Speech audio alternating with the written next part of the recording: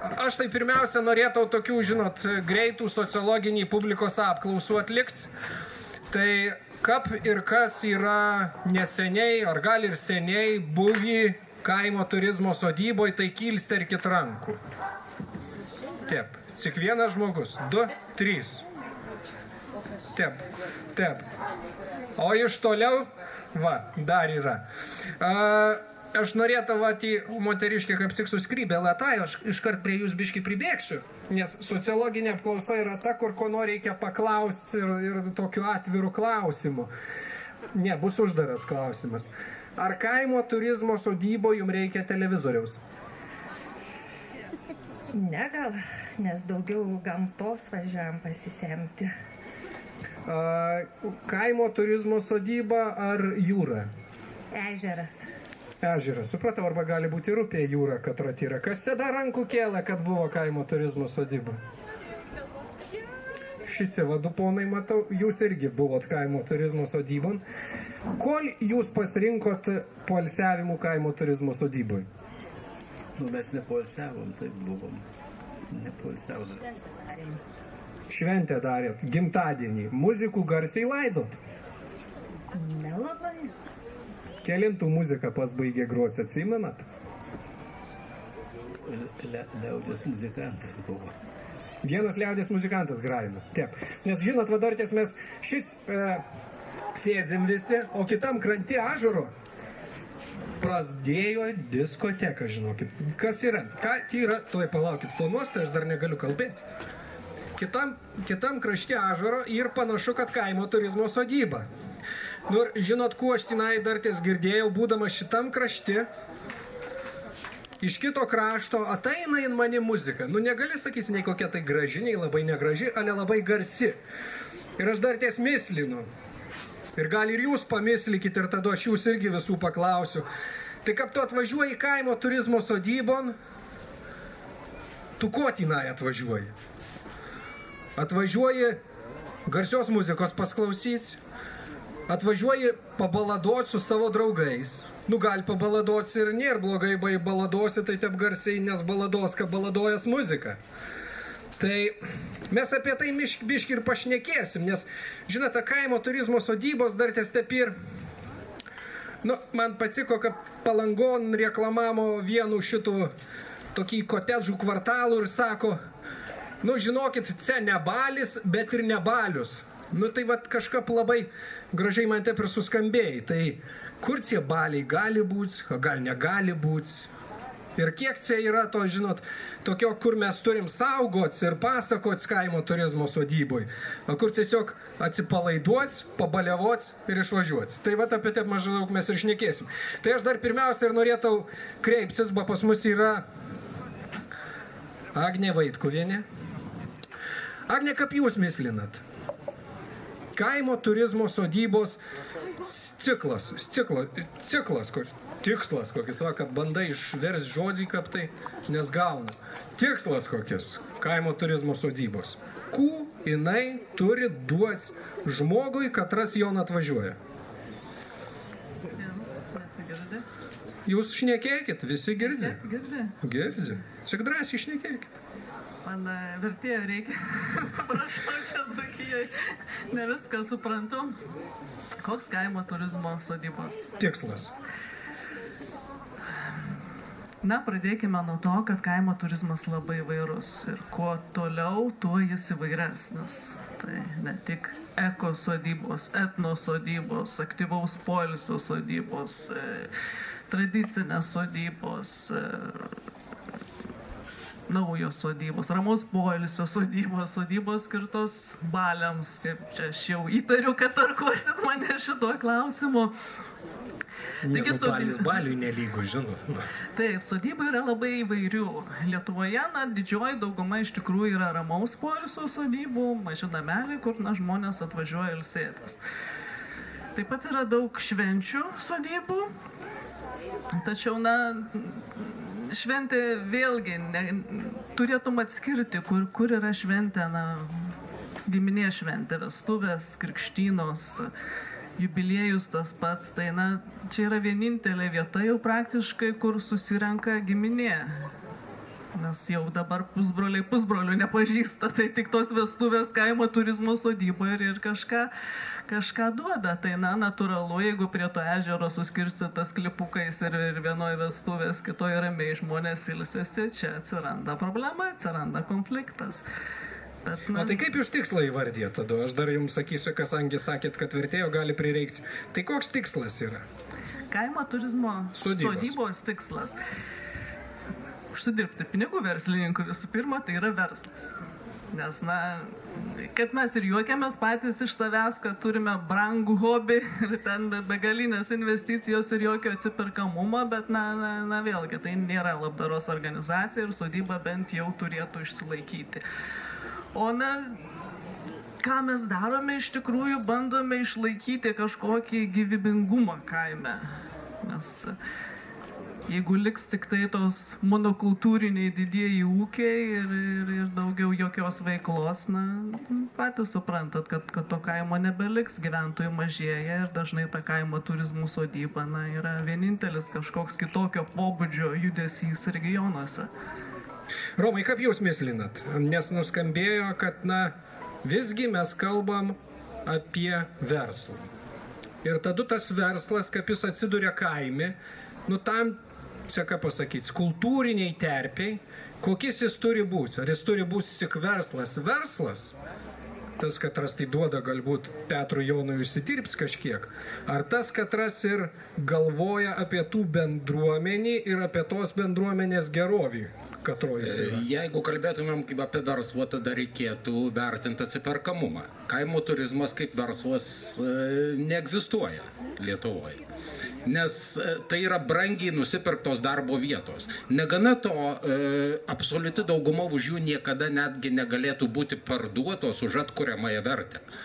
Tai yra tie pinigai, kurie įdėti, parduodant objektą ar parduodant kaip veikiantį verslą, niekada nebus atgauti. Tai čia nėra verslas. Čia žmonės nusipirko savo užsiėmimą. Kitas dalykas, kaip jie kūrėsi ir kada vis dėlto didžioji dalis tų žmonių, kurie sukūrė kaimo turizmo verslus, nors čia matau jaunesnė sėdi kompanija, bet tai buvo, sakysim, dabartiniai 50-mečiai, 60-mečiai ir tai kūrėsi pačioje 20 amžiaus pabaigoje ir pirmaisiais šio amžiaus metais. Dauguma tų sodybų, bent jau Dzūkijoje, ką aš matau, aš prieš 15 metų išsikrausčiau iš Druskininkų kurorto į atokų mažą kaimelį tarp pelkių, maniau, kad tarp pelkių pasirodo, kad ten yra ežeras. Ir prie to ežero yra didelė sodyba. Dabar jau jinai kaip kaimo turizmo sodyba neveikia, tai galiu pasakot nieko neįžeisdamas, nes parduota ir kiti nusipirko, kurie ten veiklos nevykdo. Ir kiekvieną savaitgalį tvarkingai vykdavo didelė šventė su gyvais muzikantais ir 3 kilometrų spinduliu. Žmonės turėjo miegoti užsidarę langus. Bet kažkaip prie to pripratom, galima ir su tais uždarytais langais pamiegoti, kai išeini 5 ryto į kiemą ir išgirsti, kai muzikantai sako, dabar darom 2 valandų pertrauką. Ir fejerverkai dangų nušviečia, nereikia į laikrodį žiūrėti, kai vidurnaktį vyksta. Bet kai buvo Facebook'e pasidalinta organizatorių šitos diskusijos anonsus, tai aš persidalinau tuo įvykiu ir man pradėjo rašyti virtualūs draugai, nemažai jų turiu, kokias temas reikėtų paliesti ir ką reikėtų aptarti. Tai vat, aš maniau, kad tik mano vieno tokia patirtis, pasirodo, tos patirtis yra, galima sakyti, universalios.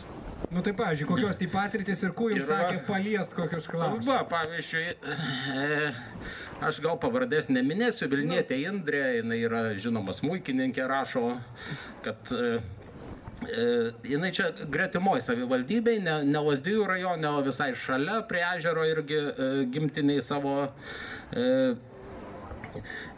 jau neįsivaizduoja savo švenčių be muzikos per visą naktį ir fejerverkų vidurnaktį. Turiu tokią kaiminystėje, naktinis teroras čia trunka metų metus, kai buvo kviesta, žodžiu, jinai kviesdavo policiją, ten tie policininkai paskambindavo, tada muziką pritildydavo ir taip toliau. Žodžiu, tai yra konfliktas su kaimynais. Kažkaip mes bandom kalbėti apie bendruomeniškumą, apie kaimo gaivinimą, bet tokiais atvejais tai yra toli nuo, sakysim, nuo bendruomenės. Agnė Vaitkuvienė su mumi. Tai iš ties, Agnė, atsiprašau, ne jūs norėjau, ne jūs kažką pažinių, jūs skrybelį pažiūrėjau.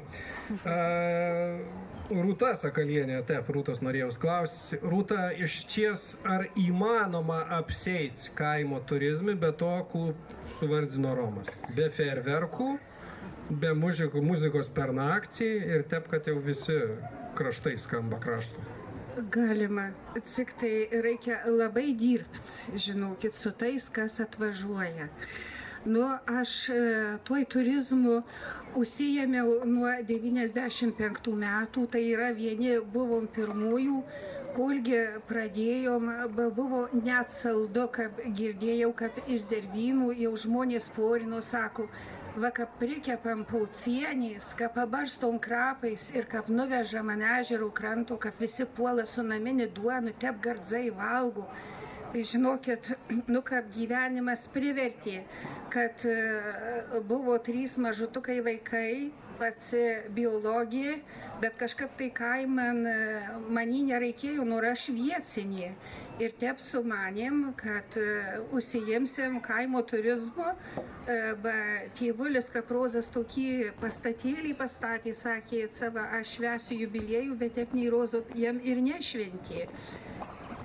Kas mus pirmiausia ribojo nuo tų visų dainų, nuo to kauksmų, tai kad mes buvom vietiniai bendruomenės nariai ir kad prie mano toj pirkelai ir kaimo turizmų namelis pats ant kaiman ir kad už Upelaitės gyvena ir mano pažįstama Malvina ir mano pažįstami kaimynai Jonas ir kad man reikės kožnų dienų su jais susitikti ir kad po to vakaro, jeigu pas mane tik bus balaganas ant kiemo, tai aš negalėsiu jam į akis pažiūrėti.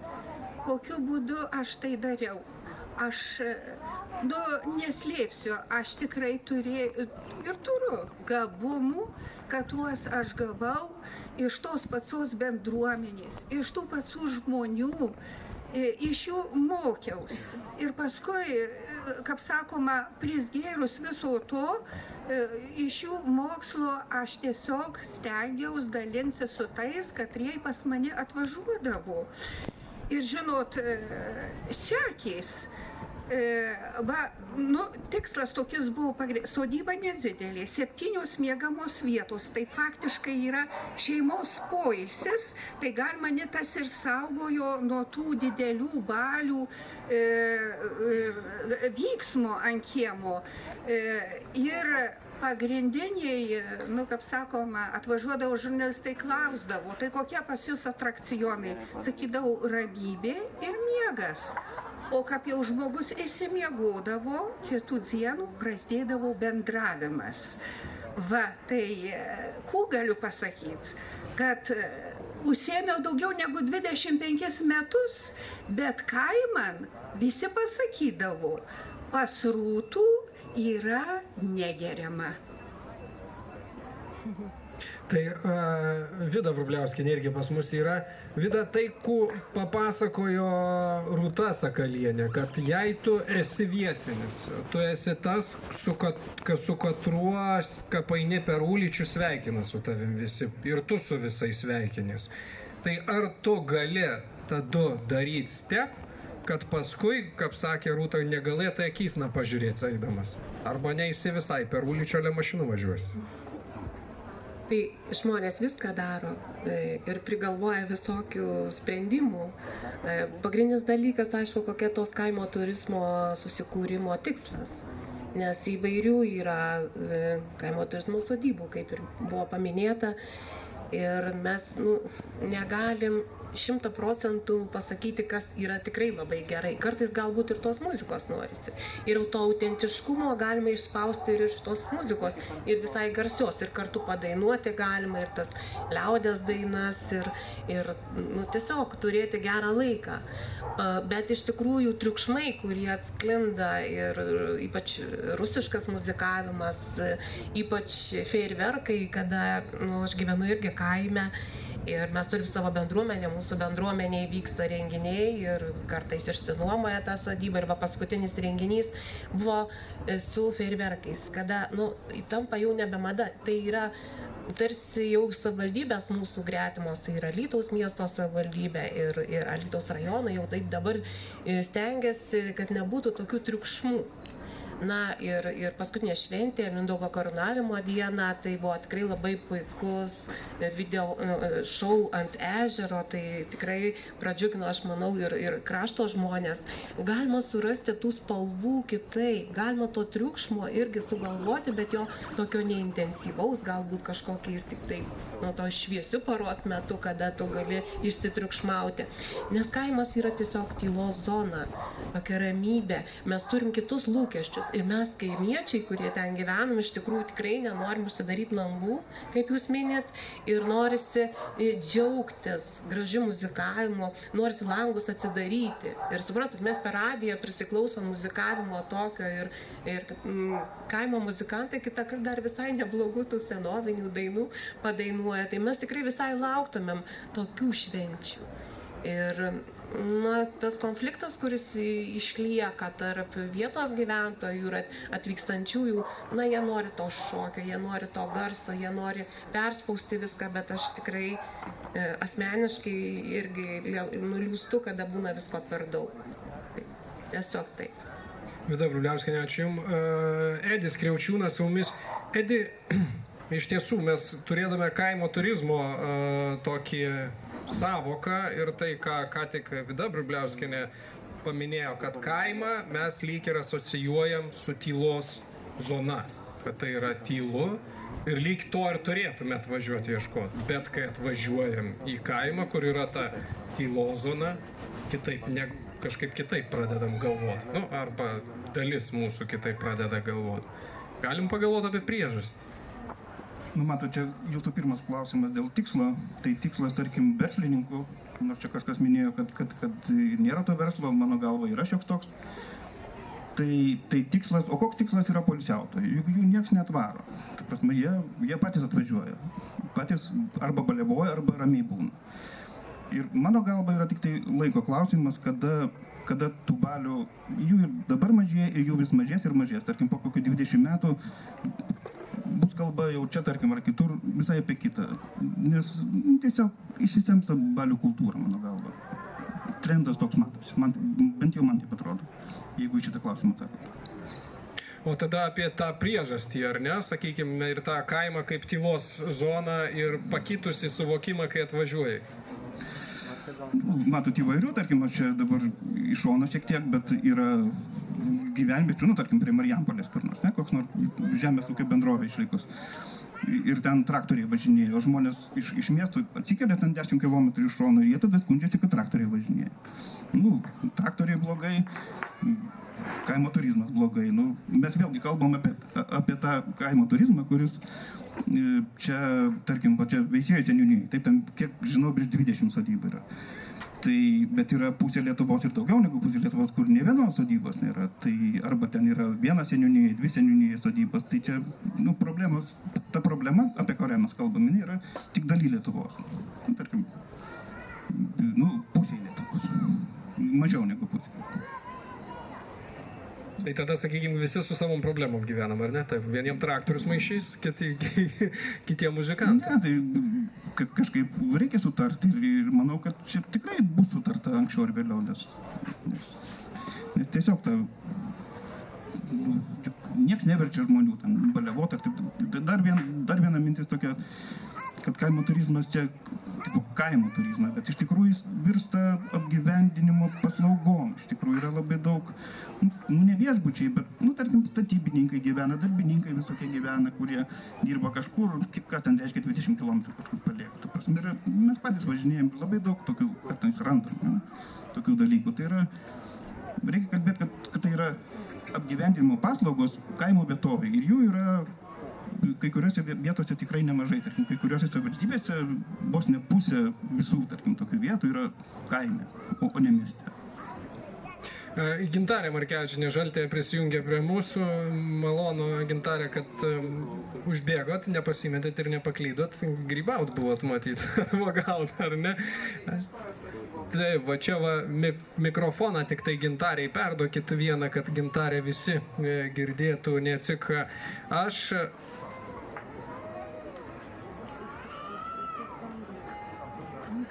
pastaba visiems, kurie šneka, tai jo, arčiau mikrofonų sakė, nes kadangi yra mūsų pavėsiukėse klausytojų, tai ne visi gerai girdi. Tai Gintarė, iš tiesų, ką dabar palietė Edis Kriaučiūnas apie tai, kad, na, lūžta tas kaimo turizmas ir dabar mes turėtume galbūt tuos, kurie ieško autentiškumo, palikti kaimo turizmo savokai, o tos, kurie teikia, na, kažkokias tai apgyvendinimo paslaugas vakarėlių, sakytume, kad tai yra apgyvendinimo paslauga kaime, kad mes jau turime pradėti daryti skirtį tarp šitų savokų. Tai aš galiu pasakyti, kad tikrai labai tinka jūsų klausimas į mano patirtį. 19 metais, kai dalyvavau būtent Dzūkijos regiono turizmo to etno sodybų konkurse, tai galiu pasakyti, gal net ir pradėsiu nuo to išskirtinumo, ką man teko paragauti. Ir paskui stebint kitų regionų, pas mus Dzūkijoje tada dalyvavo net 5 sodybos, o kitose regionuose 1, 2. Ir mes turėjom per vieną dieną važiuoti jas visas. Ir kas atsitiko, kad tos visos sodybos turėjo absoliučiai skirtingas pozicijas. Ir pagal tą lentelę, kur buvo tokie pagrindiniai 4 punktai: architektūra, ten tarkim su aplinka, edukacijos, toliau ten tie tokie ryšiai su visuomenė, apželdimo dalykai, ten tokie 4 punktai. Tai, žodžiu, gavosi taip, kad visos sodybos kažkurioje vienoje vietoje buvo stiprios. Ir negali lyginti vienoje vietoje, dominuoja edukacija, būtent šis su žmonėm, kitos architektūra, pas kitos veiklos, bet dar kas įdomiausia, kad čia buvo gal šitą klausimą, tai dalis sodybų, kur buvo skirta vienai šeimai, autentiškai aplinkoj, kur yra tikrai ta sodyba įkurta perimus, tokia tikrai autentiška sodyba, o kitos sodybos, kurios turi priimti 50 žmonių.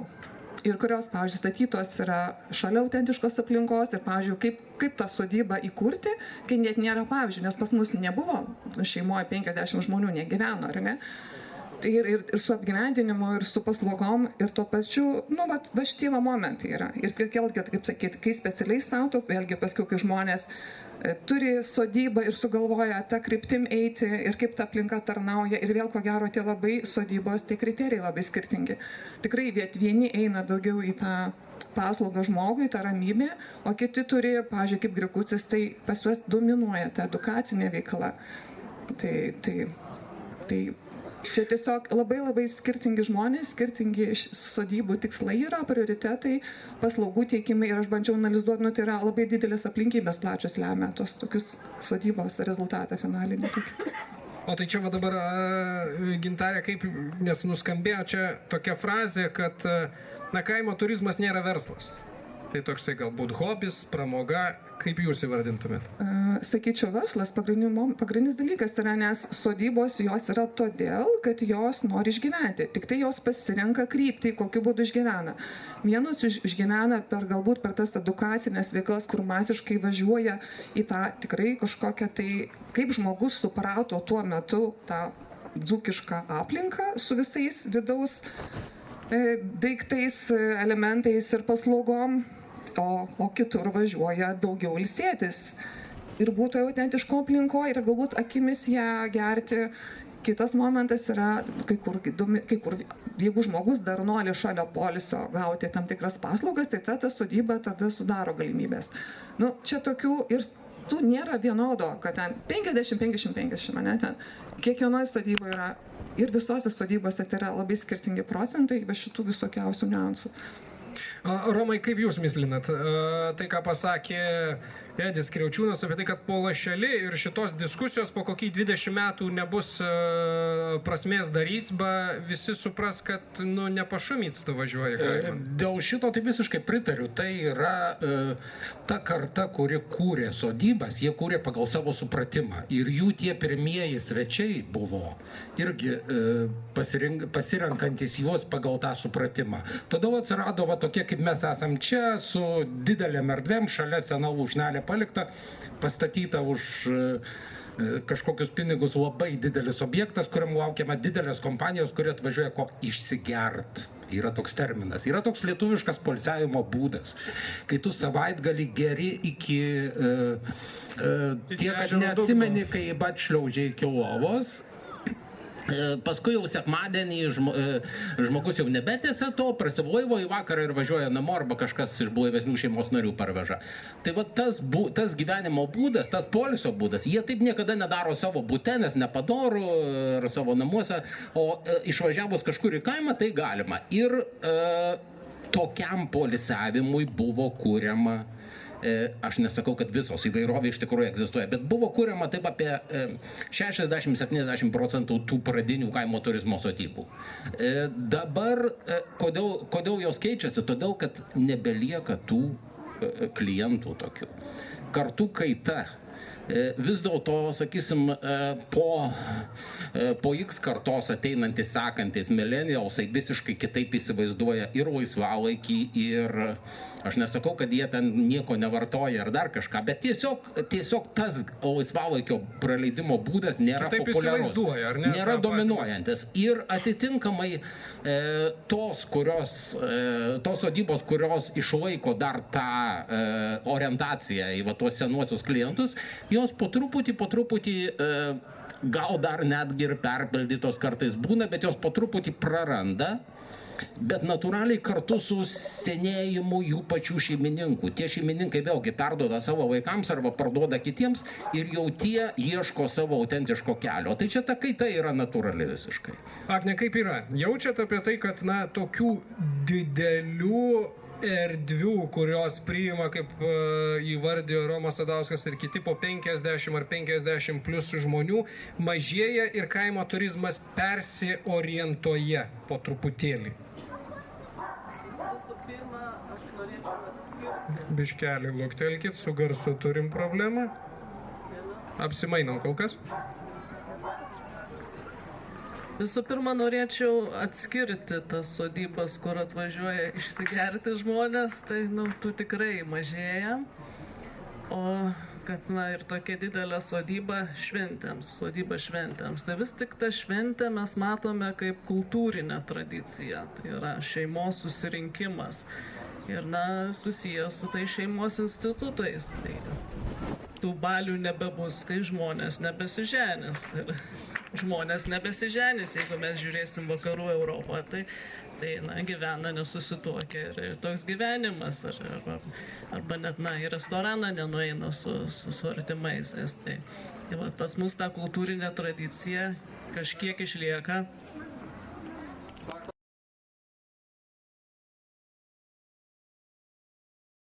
Baigsis tada triukšmas ir kaimo turizmo sodybos paskeis? Pati šventė labai keičiasi.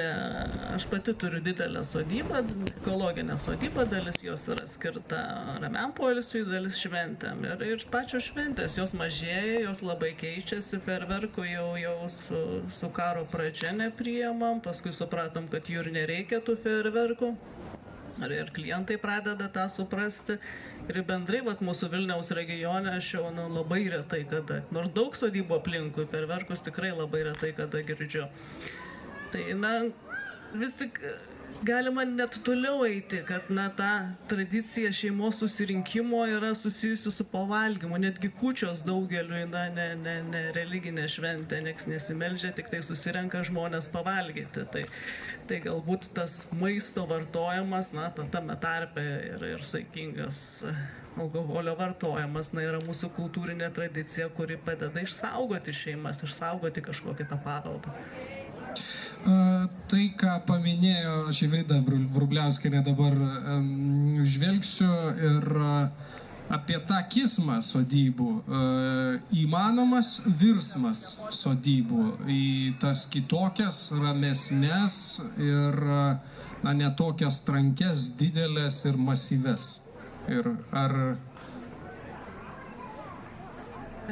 Norėčiau pasidalinti irgi tokiais išgyvenimais ir galvoju, kad tikrai yra įmanomas, tik tai reikia su žmonėms, su savo užsakovais kalbėtis. Pavyzdžiui, jau tau paskambina ir yra paprasta suteikti nakvynę, paskui pirtį, jie ten prisiveža, vienu žodžiu, paskui prisigeria ir viskas tom baigėsi. Bet, kažkaip stengdavaus išnaudoti vietinius resursus ir pasiūlyti tai, kas man matau, kad kaime galima ir veikti, ir atrasti, ir pamatyti. Ir žinokit, aš sakiau, mano sodyba buvo tos 7 miegamos vietos, tai yra ne verslas, tai buvo mamos su 3 vaikais hobi. Bet, nes visi žinom, kad verslas jau prasideda bent jeigu tu turi 20 miegamų vietų. Bet čia labai Gintarė gražiai pasakė, galima visą tai į tas veiklas ir būtent per edukacijas. Pas mane buvo duonos kepimo, grikinės babkos kepimo užsiėmimai. Po to, aš gyvenu Marcinkonyse, tai be galo dėkinga padėtis, kada šalia Čepkelių valstybinis rezervatas. Yra puikiausi gidai, ir šiandien sėdė Onutė, kuri, jeigu paminėdava jos vardą, bus ekskursijos vadovė Onutė, tai visi iš karto 10 balų, mes norim ekskursijos. Bet to, žinokit, kaip tas žmogus keičiasi, irgi galiu pasakyti. Aš irgi priimdavau mergvakarius, turėjau tokių patikimų savo draugių grupę, kuri vienu žodžiu prie etnografijos, su dainom, su visais tai šukavimais. Ir ką? Priimdavom ir mes mergvakarius, tai atvažiuoja, pavyzdžiui, nujauti daug. Ir suprantat, visos išlipa, visos klega, visos tokios laimingos be galo. Ir dabar klausi, katroica iš jūs yra toj būsimoje jaunamartė. Ir tokia išeina, sako, aš būsiu. Ir paskui, vienu žodžiu, Onutė praveda žygį, kaip sudėrėta. Tada aš kolios vaikšto, prikepu bandų pečiun, susėdam prie stalo ir vienu žodžiu su visais tiesiog savo porinimais, iš savo gyvenimo, savo patirties, vienu žodžiu pridėdami tų dainų, gerai taip jų iššukuojam, kad paskui išeina tokia cilė, rami ir sako, žinokit, atvažiavom tai mergvakarį, o pabuvom rekolekcijose, bet būna be galo laimingos. Gintarė, tai dar tiesmačiai ir klausimas. Ar šeimininkas turėtų padiktuoti, kaip tas kaimo turizmas atrodo? Ar šeimininkas turi patenkinti tiesiog poreikį tų, katrie atvažiuoja? Aš tai gal vis tik manyčiau, kad čia yra šeimininko sėkmė pasirinkti teisingą kryptį. Aišku, patenkinti turi, bet aš manau, kaip sakyti, pirmiausia žmogus, jeigu randa, tada ir važiuoja. Jeigu randa, tada renkasi. Jeigu užtinka, papuola netyčia, atvažiuoja specialiai. Tikrai ir mano tokia patirtis yra, ir stebėjimo. Ir šiaip tai tikrai nuo žmogaus. Nuo jo indėlio, požiūrio, skonio, sėkmės, charizmos, tikrai žingeidumo, noro domėtis, eiti teisingų kelių, nuo jo augimo, nestovėjimo vietų šitie dalykai priklauso. Ir tikrai sakyčiau, kad, kaip čia kalbėjo, tikrai keičiasi tie formatai vakarojimo, poilsiavimo, buvimo. Tikrai sakyčiau, matau labai daug aplinkoj, mano ratas toksai žmonių pakankamai tokių liebaujančių mažai. Bet tikrai iš tai, ką stebiu ir tokioj internetinėje erdvėje, tikrai labai daug jaunos, vidutinės kartos žmonių, kurie vengia įvairiausius tokius meditacinius, kultūrinius, paskaitinius, tokius augimo, sielovados, visokiausių įvairiausių stovyklų, mokymo ir kuo daugiau žmonės tai renkasi, bet tai reikalauja labai daug kokybės žinių įdirbio. Ir ko gero, jeigu tu turi tik sodybą, tai jau šiais laikais gal nebeužtenka, ta prasme, jeigu tu nori turėti daugiau, nes net ir po to sodybų konkurso komisijos tyrimo ir iš kitų regionų yra tokia iš tikrųjų, kad tarsi čia renka tokią etnokultūrinę sodybą ir tarsi kai kur dominuoja tai tokie išoriniai kriterijai, bet iš tikrųjų, sako, labai svarbu ta vidinė veikla, kai kur iš tikrųjų ta vidinė veikla, tai, ką žmogus patiria, kaip ir pas Rūtelę, tai irgi labai svarbu. Tokia, tai. Agne, kaip iš tiesų pas jūs yra? Sakėt, kad turit ir tą smulkesnę pusę, ir tą stambesnę, ar ne, kur ir daugiau žmonių gali atvažiuoti. Tai kaip ir nuteikėte atvažiuojančiusius ir apie tai, ką kalbėjo Gintarė Markevičienė, kad turi dabar kaimo turizmo savininkas pasiūlyti ne tik tai erdvę, kaip sakė Romas Sadauskas, prisigerti iki ežero dugno. Kokias pramogas siūlom? Nelabai supratau klausimą. Taip, ką siūlot dar išskyrus didžiulę erdvę? Čia galima būtų sugrįžti, aš netgi sugrįžčiau prie to pačio, kas tvarką nustato sodyboje. Tai mano sodyboje 10 val. Visos laukinės kolonėlės išjungiamos ir muzika tik tai viduj, nes šalia yra nameliai, kuriuose žmonės ramiai ilsis.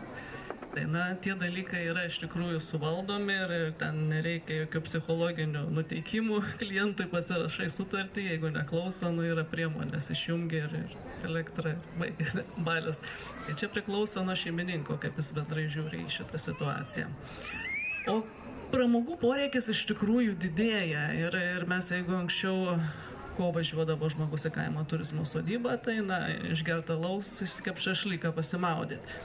Tai dabar mūsų pagrindiniai klientai dažniausiai yra šeimos su vaikais ir jos nori pramogų, bet pažintinių pramogų. Tai sodybos turi turėti ir gyvulėlių, turi turėti ir daržų, turi šeimininkas gerai žinoti, kas yra aplinkui, nes iš karto klientas klausia, kur aš galėčiau nusipirkti čia kokių braškių, ar agurkų, ar yra ūkininkai kokie. Ir ypatingai žmonės nori tokių lokalių perliukų. Nes, ką galima rasti internete, kokios žymybės, kokios yra populiarios, visi jie žino, tačiau tų vietinių tokių stebuklėlių, kur kiekvienas atvažiavęs nori pagyventi kaip vietinis. Nueiti į tą parduotuvę vietinių, pažiūrėti, kur vietiniai renkasi, savaitgaliais, ką jie daro. Nes čia kaip ir egzotika tokia, kaip ir patekimas į kitą pasaulį, kitą gyvenimą, pažintinis. Rūta, jūs norėjote reaguoti? Norėjau pridurti, kad manyčiau, kad tu pats gyveni kaiman ir užsiemi tuo turizmu, tai labai yra svarbu akcentuoti ir išnaudoti vietinius resursus, ką tu turi. Ir žmonės, ir tas pažintis, ir visas galimybės. Ir tada tokias gali pateikti tam užsakovui labai platų spektrų ir tik tai būtent tai vietai būdinga ir tai labai veža. Aš, kaip sakau, nesgiriu, bet buvo tokia viena patirtis, kad in Marcinkūnis, kad klausė skambinos ir papasakojau, kuo galima čia veikti, kuo pamatyti ir paskui mintyse suvedžiau, kad tas gali tą padaryti, tas gali tą padaryti, tas gali tą padaryti, kad ne man vienai visą tai, bet galima apjungti. Tai žinokit, in Marcinkūnis atvažiavo 2 traukiniai buvo sujungti ir mes juos visus priėmėm, tuos žmonės, ir buvo labai patenkinti. Tai va čia tie vietiniai resursai, atras tuos perliukus, kurie kabina ir tau padeda, ir žmonėm ne vien tik tai prisigerti reikia, nes jie irgi atsibunda, pamato ir būna tiek tos veiklos, kad tam alkoholiui jau nelieka ir vietos. Ir jėgų, ar ne, jeigu jau. Taip, Rom. Beje, apie vietinius resursus, jeigu prisimenat, Seimas pirmų svarstymų pritarė leidimui būtent tik kaimo turizmo sodybose gaminti ir vaišinti svečius naminukė, bet tai nesugalvojo kažkur kitur, bet būtent kaimo turizmo sodybose. Aš manyčiau, kad tas sprendimas yra taip maždaug 20 metų pavėlavęs, nes kaimo turizmas jau nuėjo gerokai toliau ir kažkada tai būtų buvę aktualu, kai jos buvo kurtos būtent tam. Bet vien tai, kad tokia iniciatyva, toks prašymas atsirado iš pačių sodybų, tai tik atspindi, ko ten žmonės važiuoja.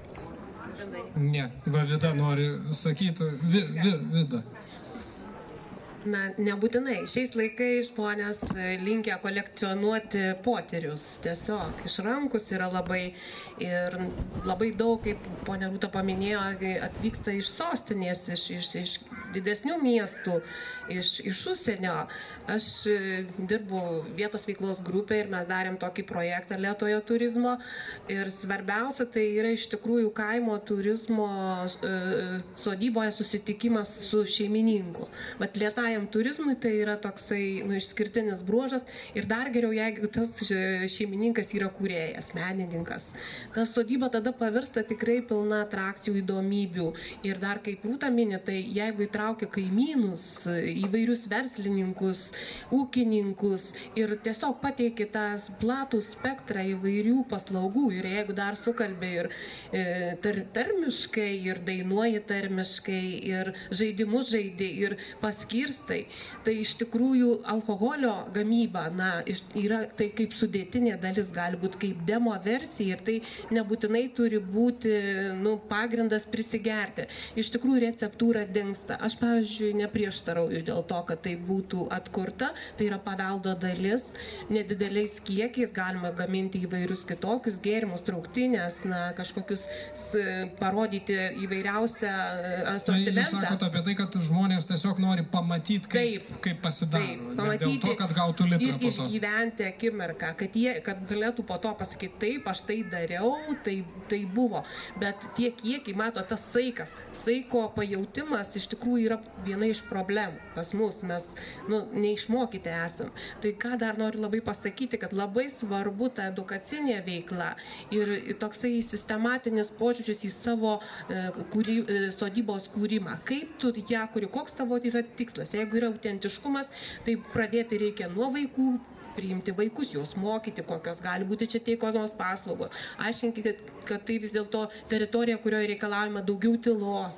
Kad jie suvoktų, kad į kaimą važiuoti ne prisivaišinti tenai alkoholio ar kažkuo, tai suaugę vaikai, paskui jaunimas, kaimo turizmo sodybos turi problemą su jaunimu, dažniausiai jiems nenuomoja. Tai va čia irgi yra tam tikras momentas, kada tų paslaugų jaunimas kaip ir nelabai galėtų gauti. Dėl to, kad jie paprastai pridaro problemų, apnaikina tą sodybą.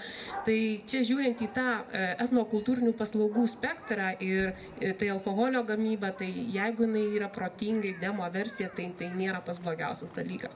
Tai aš tik tai kviečiu visus susijungti, teikti kuo įvairesnį spektrą įvairiausių paslaugų ir ką mes matom šitoj puikioj sodyboj. Ir svarbiausia, tą sodybą reikia planuoti ir kurti tokioj, jeigu tu tikrai ruošiesi baliams, kažkokiams festivaliams, tai atokesnėj vietoj, didesnėj erdvėj, kad būtų kaiminystė pamatuota, kad netrukdytų iš tikrųjų niekams. Tai va tokios mano mintis, šiaip tai kviečiu visus paanalizuoti lėto turizmo apibrėžimą, akronimą, ką tai reiškia, tai yra tvarumas, darnumas, autentiškumas, lokalumas, ir tiesiog vietiniai tie visi produktai. Romai, kaip Jūs mano, tai ką mums papasakojo prieš tai Rūta Sakalienė apie tą vietinio įtraukimą ir aš tada galvoju, ar žmogus, kuris, sutarkim, kad kaimo turizmas visgi yra verslas, nes jeigu tai nebūtų verslas, tai uždarytų ją ir niekas to verslo nesiverstų. Tai kiek tu turi būti vietinis ir susipažinęs su vietiniais, kad pateiktum tos vietos paveikslą, taip kaip Rūta, ar ne? Tu gali nueiti ten, bet jeigu tu tiesiog atidarysi verslą, tu tiesiog nuomosi didelį kažkokį kluoną ir tiek. praeito amžiaus pačioj pabaigoje, kai dar buvo tokios pareigos apskričių viršininkai, prisimenu, aš dar jaunas žurnalistas, kalbinau pirmąjį Alytaus apskrities viršininką ir kai jis pasakė, kad šitas kraštas, šita ypač ežeringoji dalis Dzūkijos gyvens iš kaimo turizmo ir kai tai užrašiau į tą interviu, tai taip smarkiai juokėsi skaitytojai. Jiems atrodė, kad tuo metu buvo tik ką šviežiai profesorius Sugriodas kolūkius dar vėjas nešiojo šiperio lakštus ir visi galvojo tik apie žemės ūkį. Iš tikrųjų, tada tiems vietiniams dar buvo rūpėjo, kad ar tai duos kažkokias darbo vietas. Dabar kaiminė kaimo turizmo sodyba negali būti darbdavė pirmiausia todėl, kad nėra kam dirbti. Kiek man tenka pabendrauti su kaimo turizmo sodybų čia šitam regione savininkais, visi jie sako, kad nėra ką pasamdyti žolę nupjauti, jau nekalbant apie kažkokius darbus. Didesniem darbam taip kviečiami specialistai ten ar statybų, ar aplinkotvarkos, ar dar kažko iš interneto, sakykim taip, iš miestų. Vietinio neįmanoma pasamdyti net žoliai papjauti ar šiukšliams parinkti, nes paprasčiausiai arba tai yra galudiniai senukai, arba tai yra žmonės, kurie patys turi kažkokias veiklas, darbus, ten biudžetiniai sferoje dirba ar dar kažkur ir tikrai laisvalaikiu nenori dar gauti. Bet tai ką Rūta pasako, kad jinai randa ir kad jinai įtraukia. Tai šilinė Dzūkija yra unikali ir tie kaimai Dzūkijos nacionalinio parko tai yra unikumas. Pirmąją dieną mes klausėmės apie tos šilinius dzūkus čia nacionalinio parko mokslininkų. Nors iš tikrųjų lyg ir buvo temoje numatyta, kad paskui kalbėsim apie ežerų dzūkus, bet tie ežerų dzūkai taip ir liko neaptarti ir neužfiksuoti, kas jie tokie yra, nes vis dėlto geriausiai ištyrinėti yra ten tie jūsų marcinkonių. Tai va, aš pratęsdamas tą temą galiu pasakyti, kad tikrieji ežerų dzūkai yra kaimo turizmo sodybų savininkai, nes visi kiti prieimo prie ežero nelabai turi ir atsiremia nosim į užrašą privati valda. Taip. Aš gal irgi tik truputėlį, bet dėl to, kad vis tiek kaip, kadangi esu tas nuo konkurso atstovas, nuo konkursų, tai galiu pasakyti, kad tas, iš tikrųjų tas sodybos bendradarbiavimas su visą tą aplinką, tai tuose nuostatuose tai iš tikrųjų tai yra 4/4 balų. Jeigu taip yra, tai tie balai ne tai, kad dėl balų, bet dėl to, kad labai stiprus dėmesys kreipiamas, bet tas išnaudojimas aplinkos resursų visom prasmėm. Tiek maisto, tiek ūkininkų, tai tiek ansamblių, tiek amatininkų. Ir, pavyzdžiui, tarkim, gal prieš metus ar prieš porą kažkur skaičiau, kai Starkus važiavo kažkur tai Žemaitijai, kažkokį kaimą, kažkokį sodybą, kažkokios tai silkės ragauti. Tai, bet šitie tokie momentai, jie dabar yra kuo toliau aktualėja ir dar galiu net taip, kaip sakyti, netgi Rūta atstovauja tą autentišką tikrai ir tikrai teko būti ir teko matyti su kokia charizma, su kokiom žiniom ir su kokia dvasia yra pristatoma viskas, bet lygiai taip pat ir Eglė šito renginio šeimininkė, kuri kiekvieną kraštą atvažiuoja, nežinodama jo ir jame susipažįstam ir jame pradeda tą per pažinimą kurti kažkokį tą naują pasaulį, naują patirtį, naujas žinias. Ir galiu dar papasakoti trumpai, tokia teko kažkada tai prieš metus būti sodų mokymuose, ten tokioj grupiai.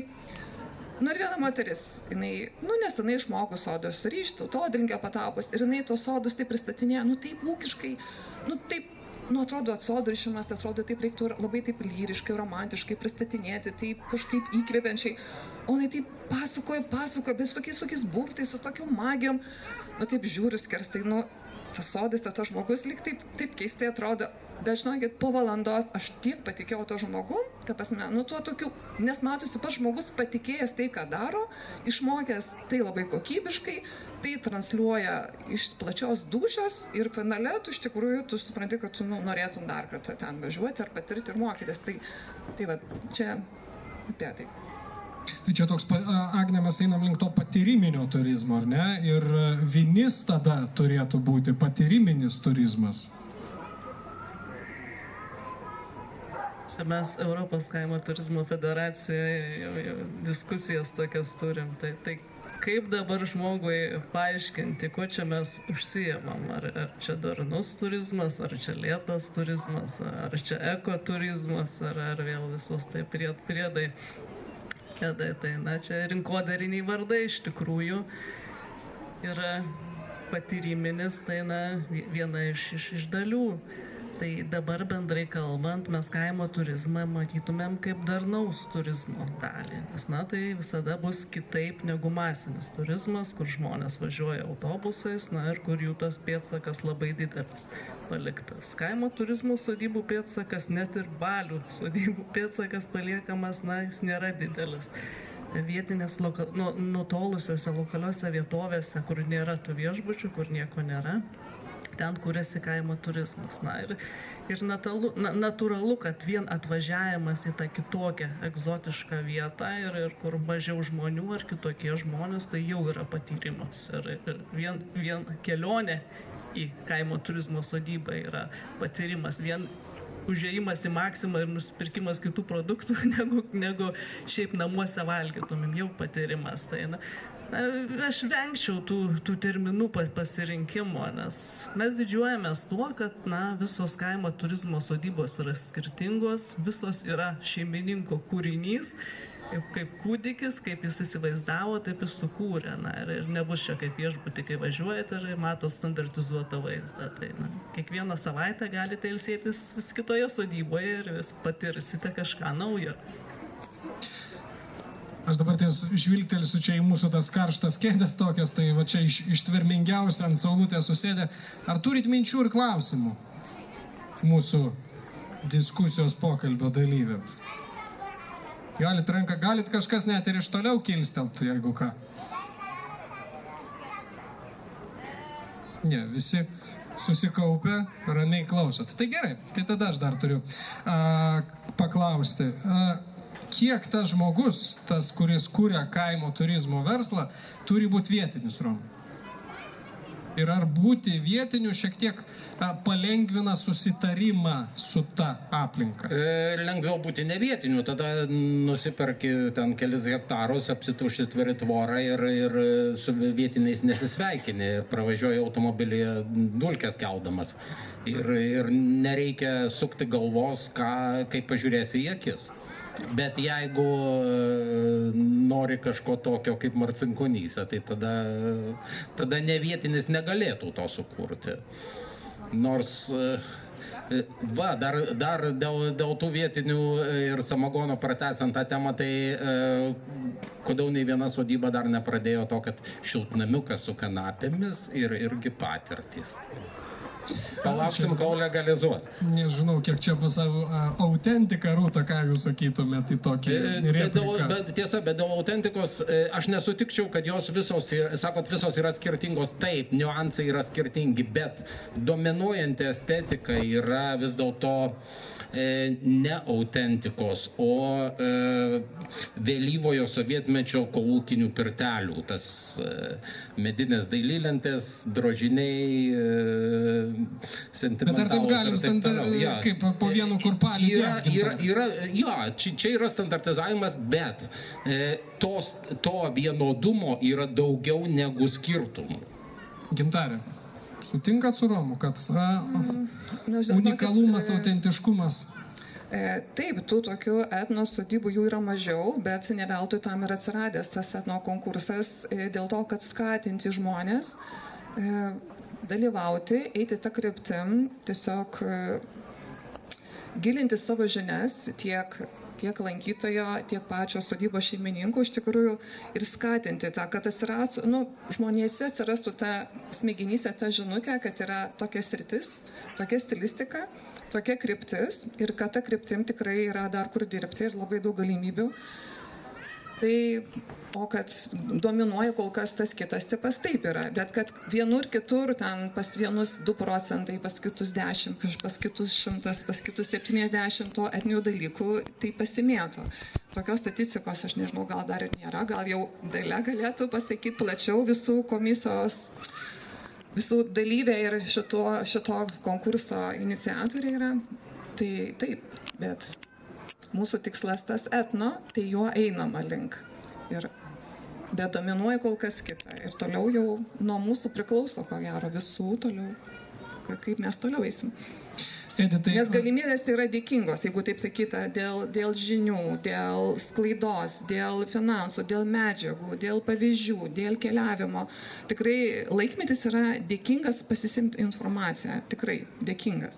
Tik reikia to supratimo, suvokimo. Edi, kaip jūs matytumėt tą etnoso įtraukimą ir autentiškumo klausimą, kaip jūs matot? Mes kažkada skaičiavom, apskritai čia pasaulyje yra maždaug 7%, tarkim, ekologinių turistų. Lietuvoje panašus skaičius yra. Turistų, žmonių, kuriems reikia. Kuriems to reikia. Kitiems reikia kitų dalykų, bet kaip čia girdim, labai puikiai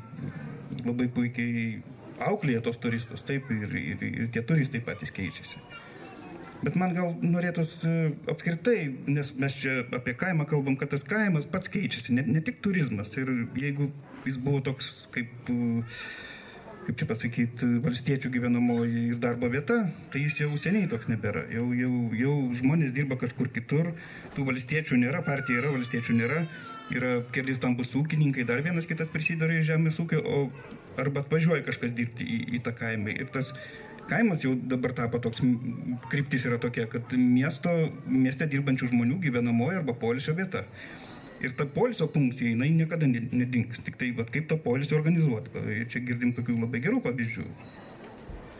Ir mano tokia mintis, kad tikrai ir ta kryptis ir bus, kad čia tų problemų su alkoholio vartojimu, aš nežinau, kad čia prisipažins, kad niekada nėra gėręs kažkur ten kaimo turizmo sodyboje, nežinau, gal tokių yra. Bet jų mažėja ir jų keičiantis kartom tikrai nebebus. Ar užgimė taip, Dalia Urbanavičienė, taip pratepsėsim?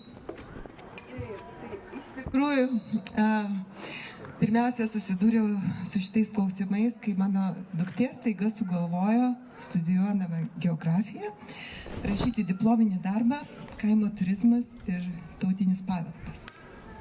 Ir dar gavo paskui oponentą profesorių Kavaliauską. Na ir kai jinai mane išstudijuoti viską tais metais, na tai buvo liūdesys, nes iš tikrųjų tai, kas buvo vadinama kaimo turizmu, tai nebuvo kaimo turizmas daugiausia.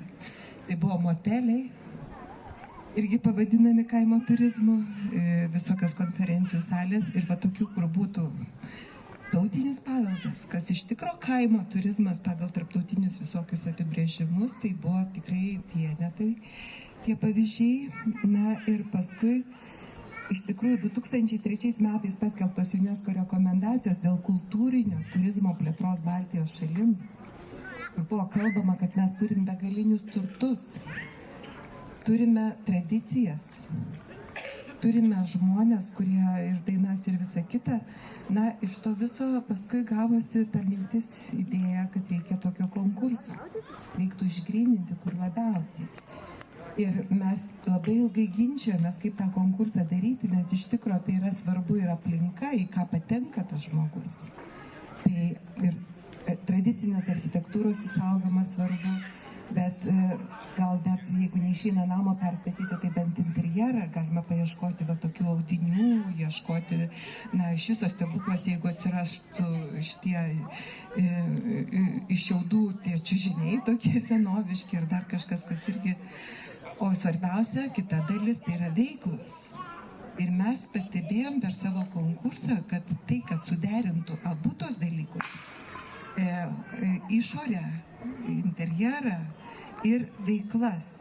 Tokių sodybų nėra labai daug.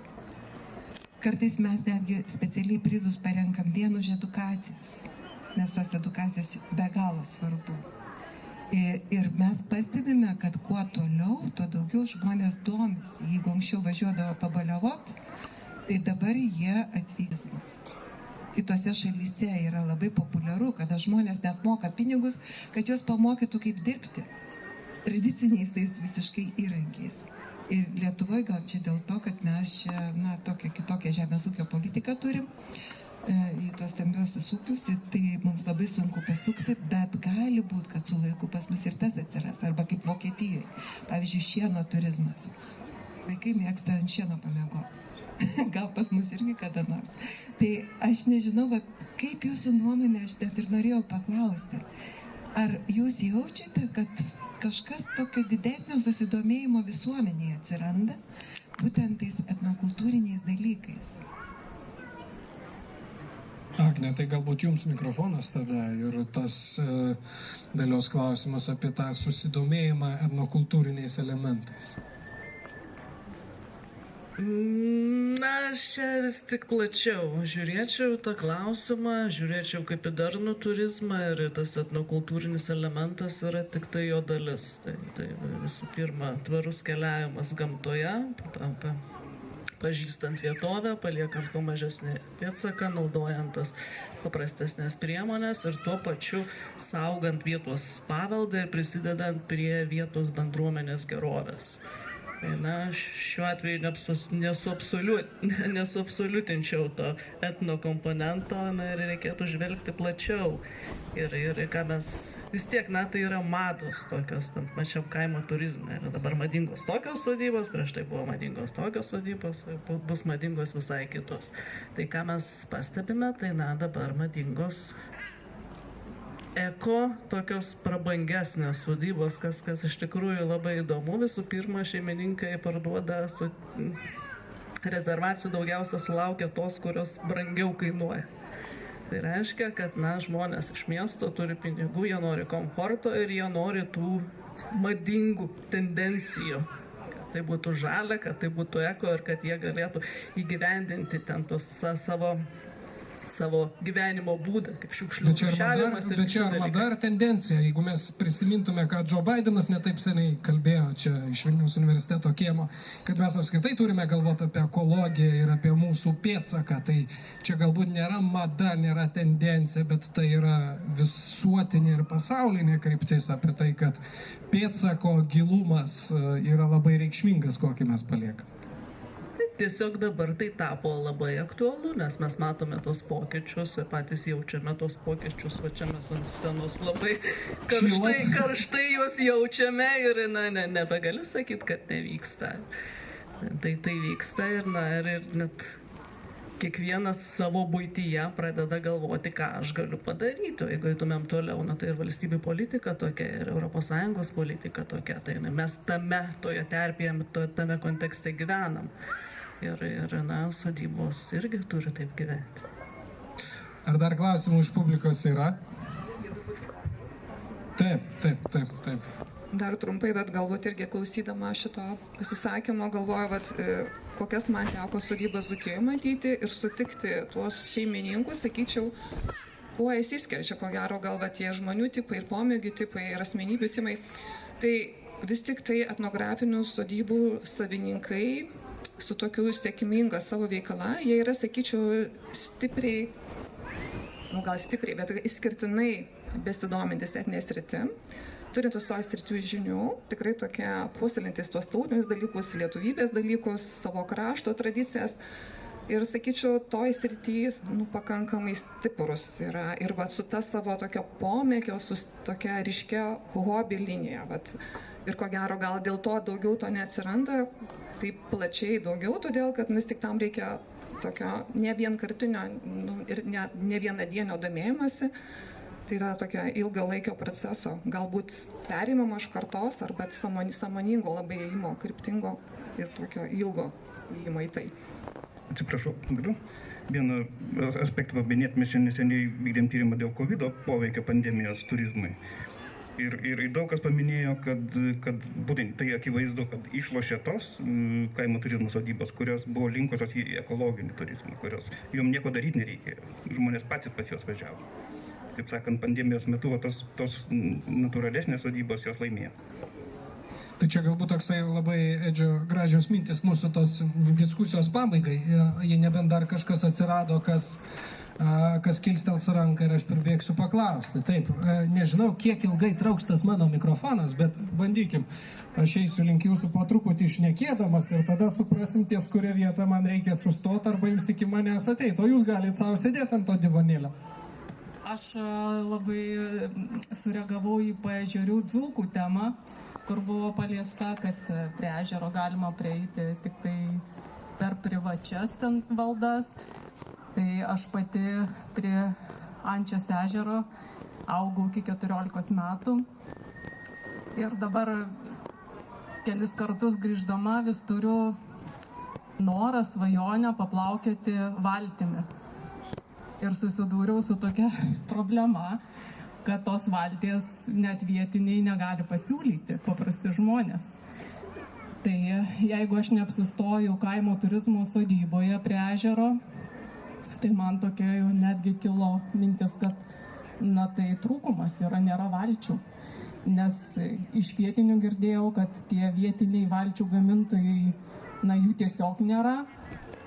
Tai kur dabar tą valtį gauti? Ir vat išvažiuosiu vėl su liūdėsiu, kad nepasiplaukiau Ančios ežere valtimi. Tai manau, kad čia irgi neišnaudota va ta patyriminė, ar ne, mūsų noras pasiplaukioti valtimi Ančios ežere. Na tai tokia refleksija. Romas Sadauskas gal žino, kur ten Ančioji valtis yra, ne? Negausit jūs ten valties, bet ten galima išsinuomoti plaustą ir jūs nuplaukdys iki Vainežerio, į dvaro, į nuostabią vietą, bet valties pasirastyti jūs negausit. O gaila. Taip, ar dar klausimų mes turim iš publikos, ką nors sumąsčiusių paklausti? Taip. Kas įdomu, mūsų pati pirmoji sodyba, kuri laimėjo pirmą vietą, Gervių giesmė, yra Kazlų Rūdos miškuose. Ir tai yra jauna šeima, kuri staiga va, taip įnėrė į tą kaimą. Ir jie taip nuoširdžiai, taip gilinosi ir puikiai viską padarė. Labai daug ten tiesiog net gaila, kad atrodo autentiškus dalykus sudeda į tą sodybą ir leidžia žmonėms naudotis. Bet ir iš jų, ir iš kitų aš tokių išgirdau, tokių atsiliepimų. Kas labiausiai nori pas juos patekti, pas juos yra didžiulis, tarp kitko iš anksto labai sunku, jau reikia užsirašinėti metai prieš, daug kur taip ko gero. Tai yra užsieniečiai. Labiausiai juos domina būtent mūsų lietuviškos tradicijos. Bet iš kitos pusės, kai pagalvoju, dabar mes parengę etninės kultūros programą mokykloms nuo 1 iki 12 klasės, ten irgi rekomenduojam, kad galima būtų daug dalykų pažinti atvykus į kaimo turizmo sodybas. Yra tokių sodybų, Krikio kelias, Lino kelias, ten dar kažkokie, žodžiu, kur iš tikrųjų tą etnografinį savitumą pažinti. Bet ar tos sodybos, na, jos daro kai kurios, bet ar tokią kryptį kaip tam tikrą mato strategiškai, kaip tai vadovai, tie, kurie formuoja turizmo politiką, aš turbūt abejoju, aš nežinau. Man čia kyla klausimas, kirbaris. Tai klausimas apie etnokryptį kaip tokią kaimo... Edukacinę etnokryptį galbūt. Vėlgi klausimas. Ir dar Rūta tada dar, ar ne? Ar... Edukacinė etnokryptis. Formuoja. Vien mūsų asociacijos įstatuose, rekomendacijose yra rekomenduojama išsaugoti tradicinę statybą arba statyti remiantis tradicinės statybos principais, bet nesuvienodinkim tų sodybų. Nes, vis tiek, jeigu jinai yra istorinė, tai, aišku, ją reikia saugoti, bet, jeigu šalia pastatysim kopiją, tada tas klausimas tarp kičo ir autento, jis toks įdomus pasidaro. Tai taip, be abejo, edukacijų reikia, ne kiekvienas šeimininkas gali jas pasiūlyti, tai sodybų šeimininkai, turėtų būti tokie kaip vėliavos nešėjai, ieškotojai tam regione, kad surasti žmonės, kurie dar išmano tos amatus, kadangi pas juos atvažiuoja klientai, tiesiog suvesti žmonės su klientais, tai va čia tas bendruomeniškumas ir atsirastų. Bet, vėlgi, jeigu tu geras amatininkas, nereiškia, kad tu geras edukatorius, tai čia daug tokių klausimų. Rūta, jūs norėtumėte reaguoti? Pabaigai norėčiau visiems kaimo turizmo sodybų savininkam palinkėti neprarast vilties, nes jeigu ir didelė grupė atvažiuoja, ypač vaikų, jaunimo, ir po tos 2,5 valandos edukacijos lieka prie tavęs bent vienos žėrinčios akys, tai žinok, kad tavo darbas yra ne veltui.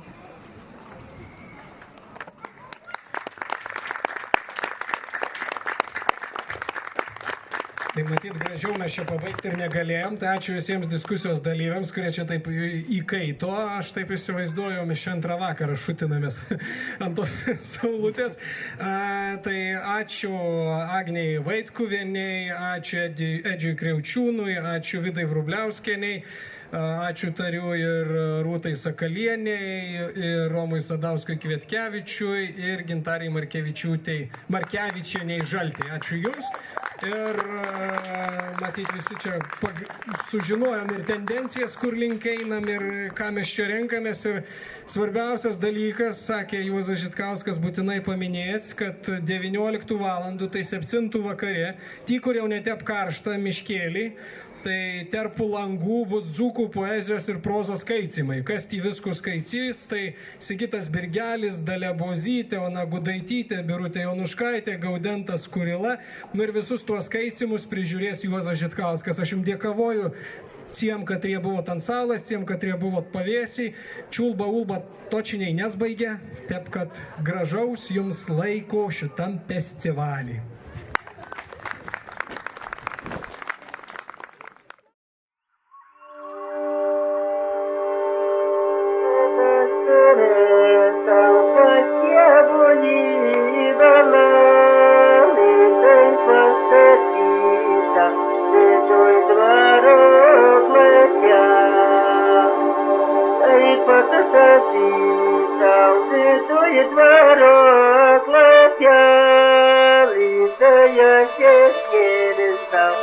Cristiature slange